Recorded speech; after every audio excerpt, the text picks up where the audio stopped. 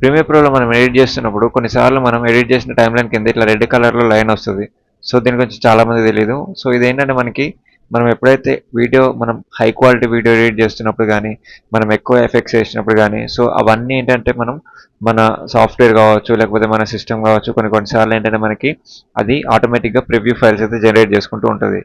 So కొన్నిసార్లు ఎప్పుడైతే generate చేయదో so అప్పుడు ఇక్కడ మీకు రెడ్ కలర్లో కనబడుతుంది.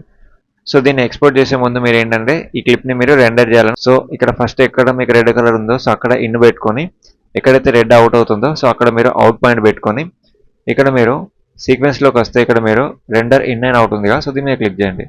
ఇలా క్లిక్ చేస్తే మీకు ఈ ఫైల్స్ అనేవి రెండర్ అవుతాయి. అంటే ఇక్కడ ఇది ఏం చేస్తుంది అంటే ప్రివ్యూ ఫైల్స్ని కొత్తగా జనరేట్ చేస్తుంది. వన్స్ రెండర్ అయిపోయిన తర్వాత మీకు ఇలా ఆ రెడ్ కలర్ మార్క్ అనేది మీకు ఇక్కడ గ్రీన్ కలర్లో మారుతుంది. మీకు ఇప్పుడు ఒకసారి చూపిస్తాను చూడండి.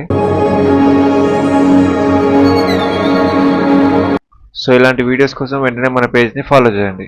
ఇలాంటి చాలా ఉన్నాయి ఇంకా దాచాం.